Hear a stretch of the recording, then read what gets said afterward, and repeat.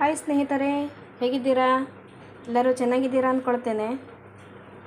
ನೋಡಿ, ನಾನಿವತ್ತು chicken green masala ಮಾಡೋದು ಹೇಗೆ ಅಂತ ಹೇಳ್ಕೊಡ್ತೇನೆ.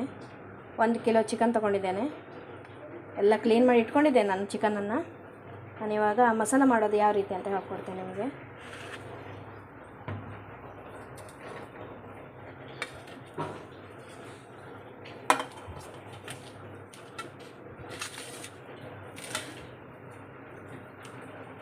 ಇಲ್ಲಿ ನೋಡಿ, ನಾನು ಕೊತ್ತಂಬರಿಯನ್ನು ಕ್ಲೀನ್ ಮಾಡಿ ಈ ರೀತಿಯಾಗಿ ಇಟ್ಕೊಂಡಿದ್ದೇನೆ. ಕೊತ್ತಂಬರಿ ತೊಗೊಂಡಿದ್ದೇನೆ. ಹಾಗೆ ಅರ್ಧ ಕಡೆ ಆಗುವಷ್ಟು ತೆಂಗಿನ ತುರಿ, ಒಂದು 10ರಿಂದ 12 ಹಸಿಮೆಣಸನ್ನು ತೊಗೊಂಡಿದ್ದೇನೆ. ಇದು ಸಣ್ಣ ಇದೆ ಮೆಣಸು, ಇದು ಸ್ವಲ್ಪ ಖಾರ ಇದೆ ಅಂತ ಹೇಳಿ ಒಂದು 10ರಿಂದ 12 ತೊಗೊಂಡಿದ್ದೇನೆ. ಇದರಲ್ಲೇ ಮೀಡಿಯಮ್ ಖಾರ ಇರೋದು ಸಿಗುತ್ತೆ, ಅದೊಂಚೂರು ನೀವು ಜಾಸ್ತಿ ತೊಗೊಳ್ಬೋದು ಆ ಮೆಣಸನ್ನು. ಇಲ್ಲಿ 1 ಇಂಚ್ ಶುಂಠಿ, 1 ಗಡ್ಡೆ ಬೆಳ್ಳುಳ್ಳಿ ಹೆಸಳು, ಹಾಗೆ ಲವಂಗದ ಎಲೆ, ಚಕ್ಕೆ, ಇದು ಚಕ್ರ, ಇದು ಮೆಣಸಿನಕಾಳು ಒಂದು 10 ತೊಗೊಂಡಿದ್ದೇನೆ.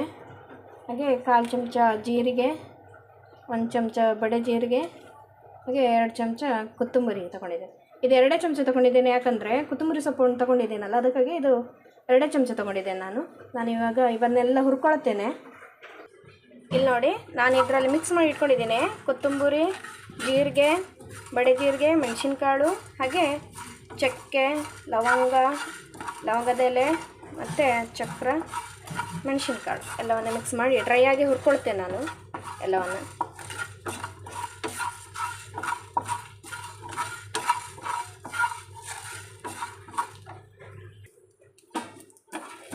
ಐದು ನಿಮಿಷ ಹುರ್ಕೊಂಡಿದ್ದೇನೆ ಈ ರೀತಿಯಾಗಿ. ನೋಡಿ, ಶುಂಠಿ ಬೆಳ್ಳುಳ್ಳಿನೂ ಮಿಕ್ಸ್ ಮಾಡಿ ಹುರ್ಕೊಳ್ತೇನೆ ನಾನು. ಎಣ್ಣೆ ಏನೂ ಹಾಕ್ಕೊಳ್ಳೋದಿಲ್ಲ ನಾನು ಯಾವುದಕ್ಕೂ ಹುರ್ಕೊಳ್ಳುವಾಗ. ನೋಡಿ, ಡ್ರೈ ಆಗಿ ಹುರ್ಕೊಳ್ತೇನೆ. ನೋಡಿ, 5 ನಿಮಿಷ ಈ ರೀತಿ ಹುರ್ಕೊಂಡಿದ್ದೇನೆ. ನೋಡಿ, ಹಸಿಮೆಣಸನ್ನು ಹಾಗೆ ಹುರ್ಕೊಳ್ತೇನೆ, ಎಣ್ಣೆ ಹಾಕ್ಕೊಳ್ಳೋದಿಲ್ಲ. 15 ನಿಮಿಷ ಹುರ್ಕೊಳ್ತೇನೆ. ನೋಡಿ, ಈ ರೀತಿಯಾಗಿ ಹುರ್ಕೊಂಡಿದ್ದೇನೆ. ನೋಡಿ, ಕೊತ್ತಂಬರಿ ಸೊಪ್ಪನ್ನು ಹಾಗೆ ಹುರ್ಕೊಳ್ತೇನೆ ನಾನು. ನೋಡಿ, 5 ನಿಮಿಷ ಹೀಗೆ ಹುರ್ಕೊಂಡಿದ್ದೇನೆ. ನೋಡಿ, ಹುರ್ಕೊಂಡ್ಮೇಲೆ ಕೊತ್ತಂಬರಿ ಸೊಪ್ಪು ಈ ರೀತಿಯಾಗಿ ಆಗುತ್ತೆ. ನೋಡಿ, ಕಾಯನ್ನು ಹುರ್ಕೊಳ್ತೇನೆ. ಕಾಯಿ ಹುರ್ಕೊಳ್ಳುವಾಗ 1/4 ಚಮಚ ಆಗುವಷ್ಟು ಅರಿಶಿನ ಪುಡಿಯನ್ನು ಹಾಕ್ಕೊಳ್ಳಿ.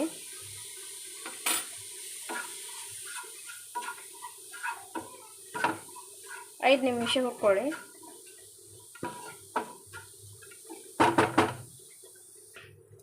ನೋಡಿ, 5 ನಿಮಿಷ ಹುರಿದಿಟ್ಕೊಂಡಿದ್ದೆ. ನೋಡಿ, ಎಲ್ಲವನ್ನು ಹುರಿದಿಟ್ಕೊಂಡಿದ್ದೇನೆ. ಇವಾಗ ಇದು ಸ್ವಲ್ಪ ಬಿಸಿ ಇದೆ, ಇದು ತಣ್ಣಗಾದ್ಮೇಲೆ ಮಿಕ್ಸಿ ಜಾರಿಗೆ ಹಾಕ್ಕೊಳ್ಳೋಣ.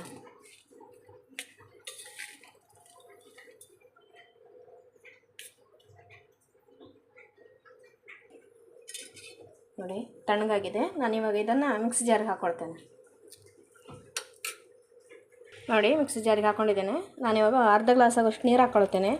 ಸ್ವಲ್ಪನೇ ಹಾಕ್ಕೊಳ್ತಾ ಹೋದರೆ ಆಯಿತು. ಮಸಾಲ ಮಾಡ್ಕೊಳ್ಳುವಾಗ ಜಾಸ್ತಿ ಹಾಕ್ಕೊಂಡೋದ್ರೆ ತಿಳು ಆಗಿಬಿಡತ್ತೆ ಮಸಾಲ. ನೋಡಿ, ಮಸಾಲ ಡ್ರೈ ಆಗಿದೆ. ಮತ್ತೊಂದು ಸ್ವಲ್ಪ ನೀರು ಹಾಕ್ಕೊಳ್ತೇನೆ. ಸ್ವಲ್ಪ ಹಾಕ್ಕೊಂಡು ರುಬ್ಕೊಳ್ಬೇಕು. ನೋಡಿ, ಮಸಾಲ ರೆಡಿಯಾಗಿದೆ. ನೋಡಿ, ಈ ರೀತಿಯಾಗಿ ಆಗಬೇಕು ಮಸಾಲ.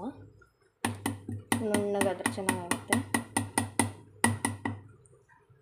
ನಾನಿವಾಗ ಮಸಾಲ ಕುದಿಸ್ಕೊಳ್ಳಿಕ್ಕೆ ಏನೇನು ಬೇಕಂತ ಹೇಳಿ ತೋರಿಸ್ಕೊಡ್ತೇನೆ. ನೋಡಿ, 2 ಟೊಮೆಟೊ ಮತ್ತು 2 ಈರುಳ್ಳಿಯನ್ನು ಕಟ್ ಮಾಡಿ ಇಟ್ಕೊಂಡಿದ್ದೇನೆ. ಇವಾಗ ಇದನ್ನು ಫ್ರೈ ಮಾಡ್ಕೊಳ್ತೇನೆ ನಾನು. ನೋಡಿ, ನಾನು ಕಡೆಯಲ್ಲಿ 3 ಚಮಚ ಆಗುವಷ್ಟು ಎಣ್ಣೆನ ಹಾಕ್ಕೊಂಡಿದ್ದೇನೆ. ಈಗ ಟೊಮೆಟೊ ಈರುಳ್ಳಿಯನ್ನು ಹಾಕೊಂಡು ಫ್ರೈ ಮಾಡ್ಕೊಳ್ತೇನೆ.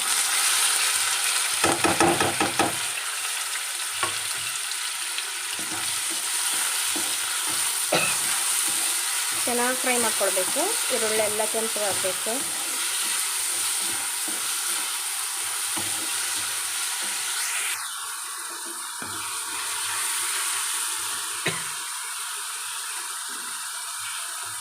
ಟೊಮೆಟೊ ಈರುಳ್ಳಿ ಫ್ರೈ ಮಾಡ್ಕೊಳ್ಳುವಾಗ ಅರ್ಧ ಚಮಚ ಉಪ್ಪನ್ನು ಹಾಕ್ಕೊಳ್ತೇನೆ.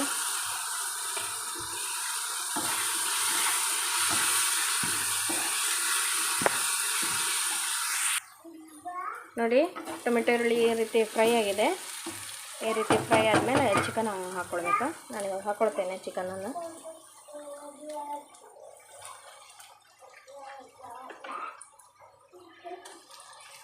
ಎಲ್ಲ ಚಿಕನನ್ನು ಈ ರೀತಿಯಾಗಿ ಹಾಕೊ ನೋಡಿ ನಾನು ಚಿಕನನ್ನು ಮಿಕ್ಸ್ ಮಾಡ್ಕೊಳ್ತೇನೆ.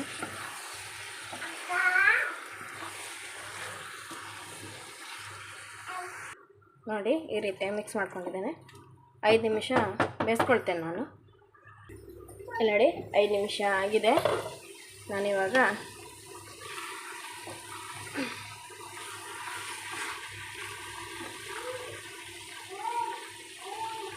ಓಕೆ 1 ಚಮಚ ಆಗುವಷ್ಟು ಉಪ್ಪನ್ನು ಹಾಕ್ಕೊಳ್ತೇನೆ.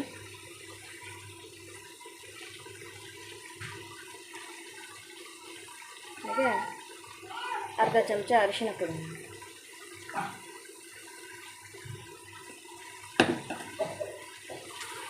ಮಿಕ್ಸ್ ಮಾಡ್ಕೊಳ್ತೀನಿ.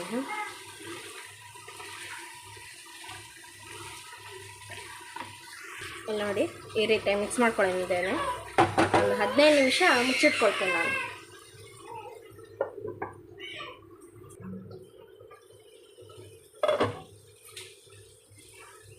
ಇಲ್ಲಿ ನೋಡಿ ಚಿಕನ್ ಬೆಂದಿದೆ. ನಾನಿವಾಗ ರೆಡಿ ಮಾಡ್ಕೊಂಡಿರೋಂಥ ಮಸಾಲನ್ನ ಹಾಕ್ಕೊಳ್ತೇನೆ.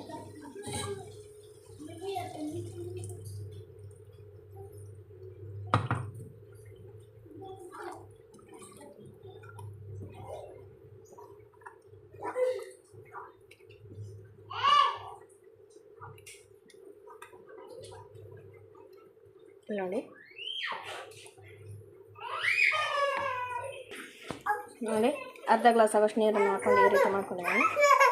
ಈಗ ಇದನ್ನು ಇದಕ್ಕೆ ಹಾಕ್ಕೊಳ್ತೇನೆ. ಹಾಕ್ಕೊಂಡು ಮಿಕ್ಸ್ ಮಾಡ್ಕೊಳ್ಳಿ. ಭಾಳ ತಿಳುನೂ ಮಾಡಬೇಡಿ, ಹದ ಮಾಡ್ಕೊಳ್ಳಿ. ಭಾಳ ತಿಳು ಮಾಡಿದರೂ ಚೆನ್ನಾಗಾಗಲ್ಲ. ಸೊ ಗ್ರೇವಿ ಟೈಪಲ್ಲೇ ಇರಲಿ, ದಪ್ಪಗೆ. ನೋಡಿ ಈ ರೀತಿಯಾಗಿ ಮಿಕ್ಸ್ ಮಾಡಿ ಇಟ್ಕೊಂಡಿದ್ದೇನೆ. ನಾನಿವಾಗ ಚೆನ್ನಾಗಿ ಕುದಿ ಬರೋ ತನಕ ಮುಚ್ಚಿಡ್ತೇನೆ.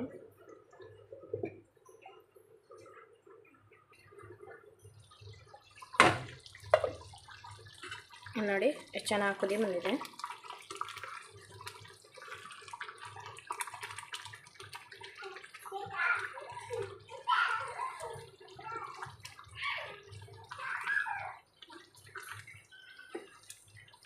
ನೋಡಿ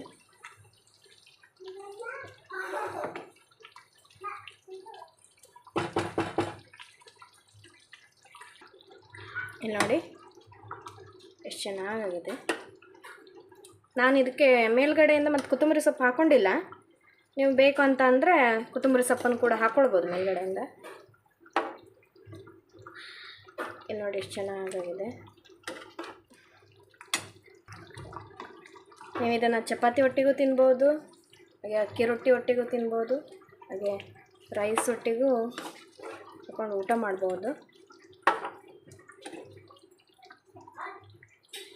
ನಿಮಗೆ ಈ ವಿಡಿಯೋ ಇಷ್ಟ ಆಗಿದ್ದರೆ ಸಬ್ಸ್ಕ್ರೈಬ್ ಮಾಡಿ, ಕಮೆಂಟ್ ಮಾಡಿ, ಶೇರ್ ಮಾಡಿ ಹಾಗೂ ಲೈಕ್ ಮಾಡಿ. ಧನ್ಯವಾದಗಳು.